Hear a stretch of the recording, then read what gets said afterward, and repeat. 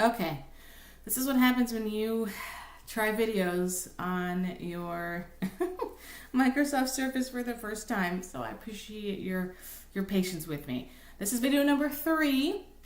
I realize now that as I turn the camera around, it stops recording, which may or may not make sense, but let's keep going. Okay. So now that you've actually seen it in practice, what the trope looks like, some examples of it and how it's actually phrased, let me just give you a couple more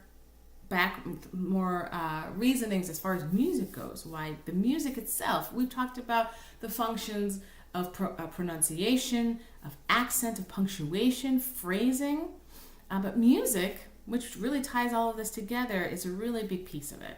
So the music itself, the reason why music is so important is that, one, it aids the memory.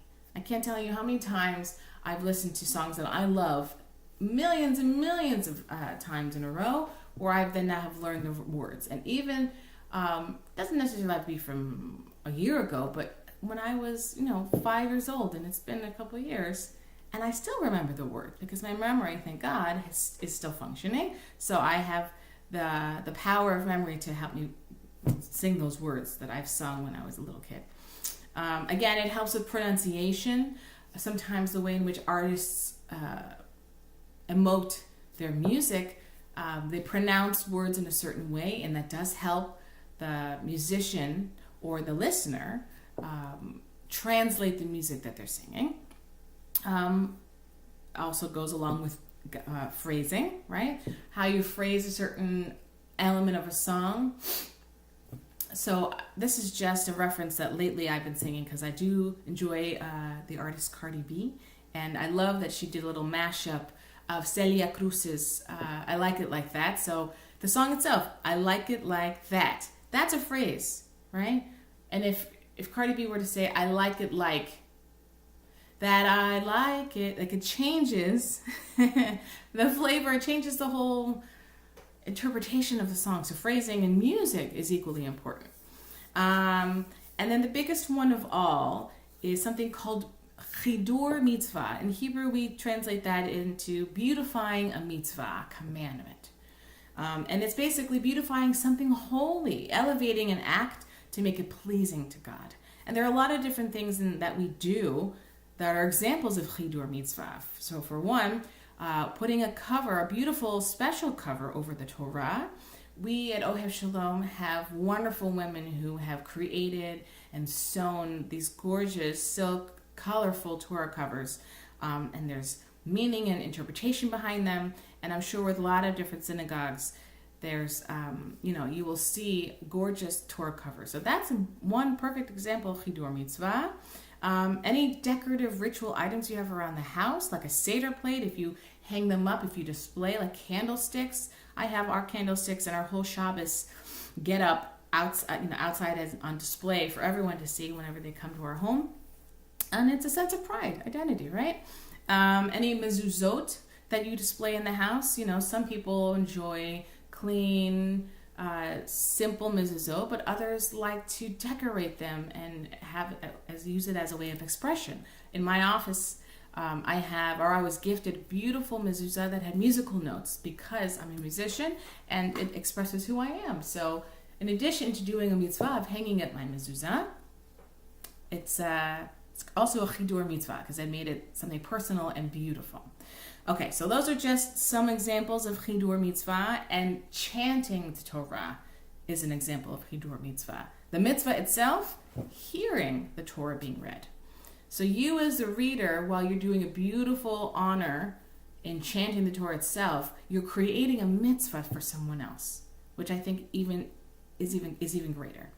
So and let me just give you a couple of brief points on the history behind Torah reading in just general. So the trope system, the symbols themselves, are actually created alongside of nekudot, the vowels in Hebrew. Before, Hebrew was just letters.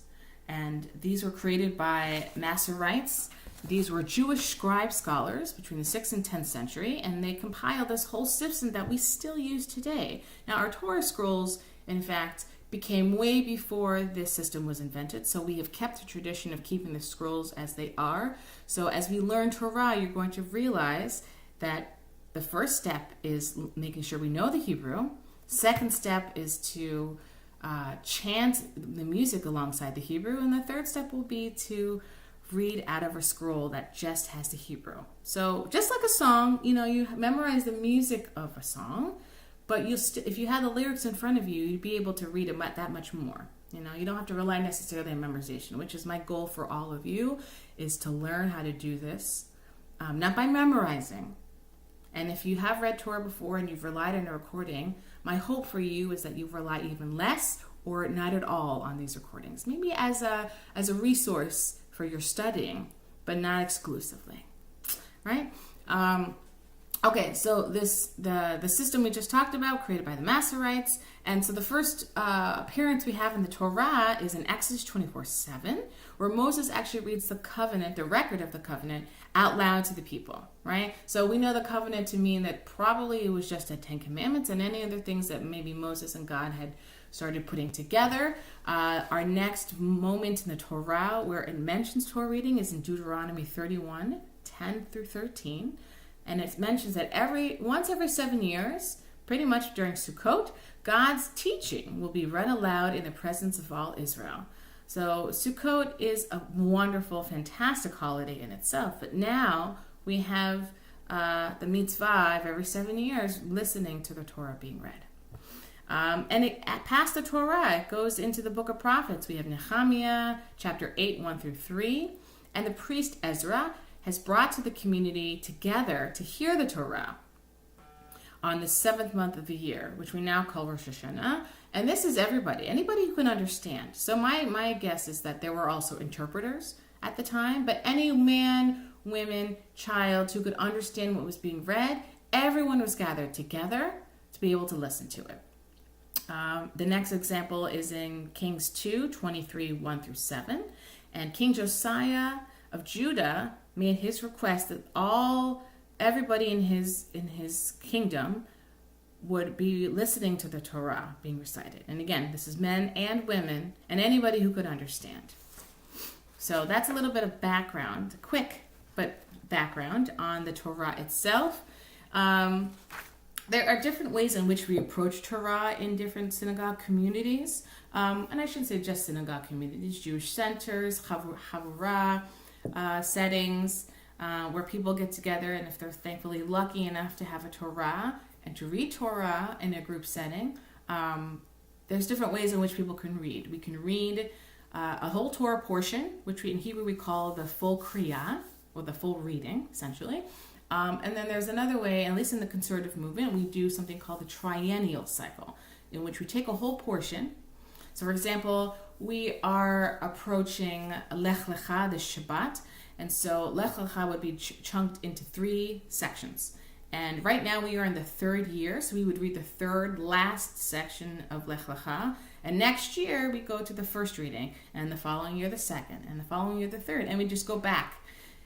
There are some benefits and advantages to doing triennial, and for some, there are some unfortunate aspects of reading triennial. So depending upon your own community, if you've never heard the Torah being read and you'd like to, I'd say check out the synagogues near you. If you're in the Bucks County area, we'd love to have you. But I digress. So one last thing, and then we're going to end today, in that I've given you a little taste of what the trope connects to in Hebrew, and then I want to use one more little example. So there are the text itself of the Shema and the Ve'ahavta, one of our foundational prayers in our prayer book, in our Siddur, has the song of the Shema. It's actually a text that gets taken out of the Torah itself. In fact, not many people know this, but the melody that we sing, that most Jews around the United States, and I'm sure across the pond, are familiar with, is a melody written by a cantor called Louis Lewandowski, and he created the melody as such. Shema Yisrael Adonai Elokeinu Adonai Echad. And I've changed the words because this is a learning setting and not a prayer setting. So hopefully Jews out there can surmise what the words I'm actually trying to say. That's what I'm trying to do. Just to give you a little heads up. Okay.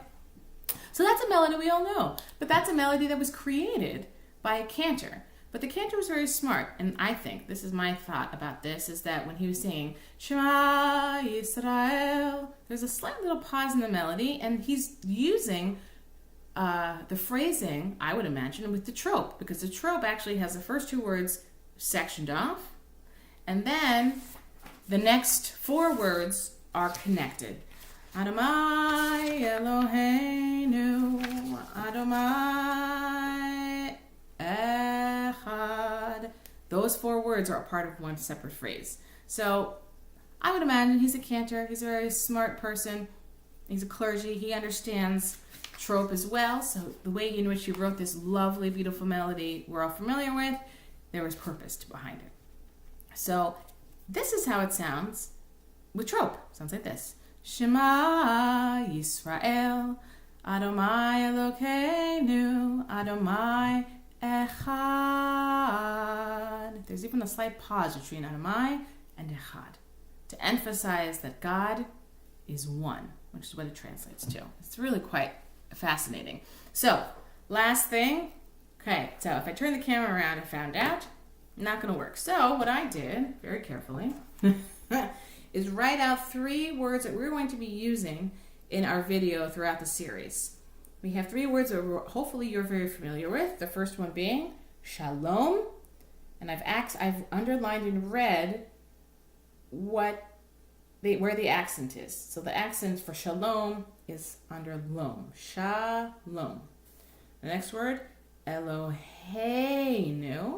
Right? If you say a blessing, Baruch Atah Adonai, and I'm using this just as it is, just for purposes.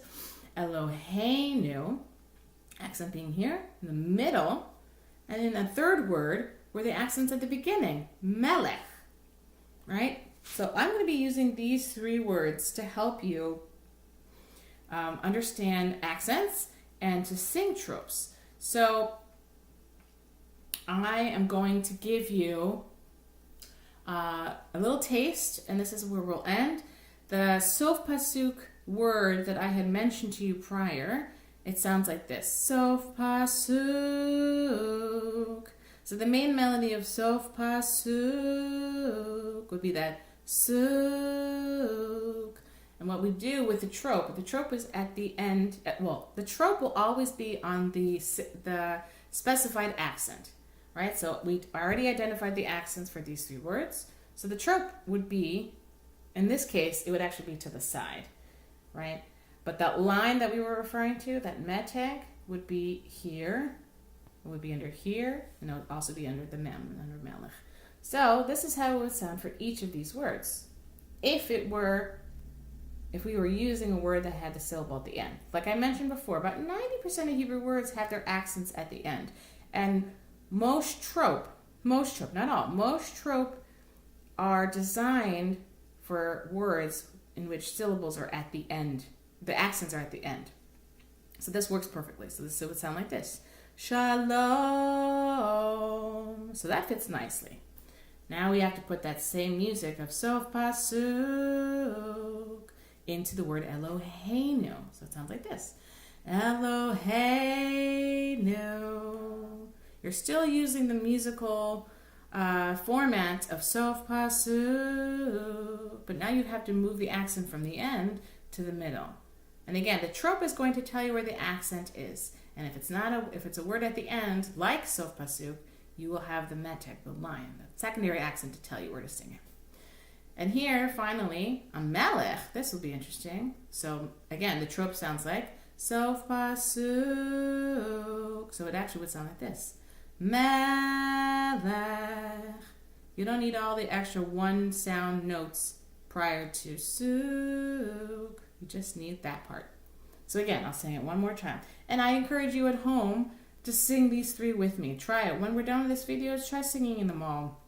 Just to get the the lay of the land and how you're going to approach tropes. Most of them will be at the end of the word. Some of them that will be in the beginning, and some will be in the middle.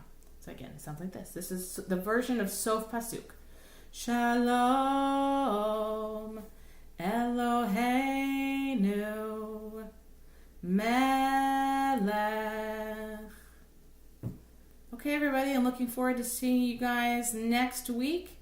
If you have any questions, feel free to contact me at Cantor, Ocanto, spelled the same way as Cantor, at gmail.com. Go on to Ohev Shalom's website at ohev.org, ohev.org, and please subscribe to Ohev Shalom's channel or Cantor Ocanto, my YouTube video channel. Shalom.